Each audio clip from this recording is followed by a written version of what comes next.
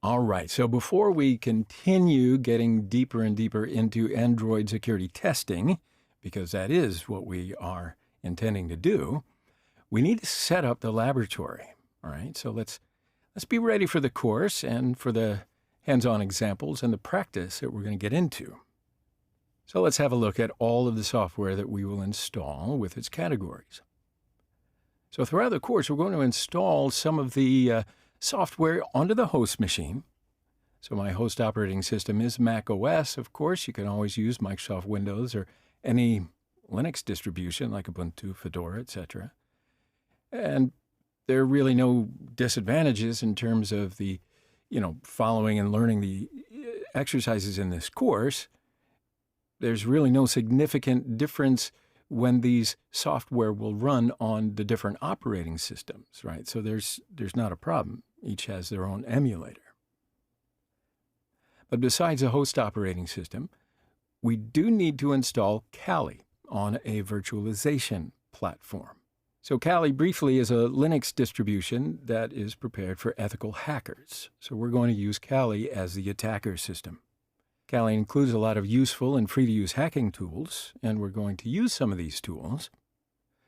Besides all that, we're going to install some tools onto Kali that will be, extra, if you will, but needed for mobile security testing. Of course, you can use any virtualization platform that you prefer, such as VirtualBox, VMware Player, Parallels, etc. There's, again, no significant difference between the platforms in terms of the exercises of this course. VirtualBox, I will add, is a free open source platform, and it has a large number of features. VMware's free version is great. It's VMware Workstation Player, formerly VMware Player, and it also has some powerful utilities. Some of the main differences between the two platforms are virtual disk formats, network modes, and user interfaces.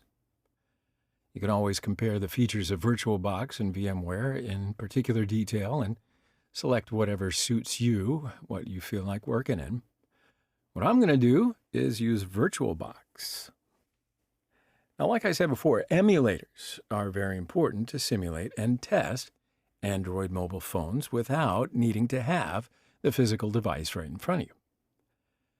Emulators will provide almost all of the capabilities of a real Android device. So in this course, we're going to install Android Studio and something called Genymotion to use as the emulator. Now, there are some competing pronunciations out there, Genymotion, whatever. I just say Genymotion, and you can say it the way that you want. Now, Android Studio emulators support x86, ARM, and ARM64 processors. Genymotion, however, only supports x86 processors, but it's easy to use, and just be aware that some APK may require us to use Genymotion due to its structure. So we're just going to be using both of them. Genymotion has an addition for free personal use, but after 30 days, its features will be limited, but don't worry because available features will be enough for our tests, even if it takes you longer than 30 days. One of the mobile security frameworks that we will use in the course is MobSF. So it's a mobile pen testing framework capable of performing static and dynamic analysis. We're going to need some tools to perform the reverse engineering and static analysis of Android applications. And these tools are, ADB, Android Debug Bridge. This is a versatile command line tool used to communicate with an emulator instance or connected Android device. Now, by default, Genymotion Desktop uses its own Android tools which contain ADB. But if you want to, you can always install and use Genymotion as an emulator. Then you don't need to install any ADB separately. APK Tool is also for reverse engineering third-party closed binary Android apps. So it can decode resources to the nearly original form and rebuild them after making some modifications. Bytecode Viewer is an Android APK reverse engineering suite that includes a decompiler, editor, and debugger. Visual Studio Code is a code editor redefined and optimized for building and debugging modern applications.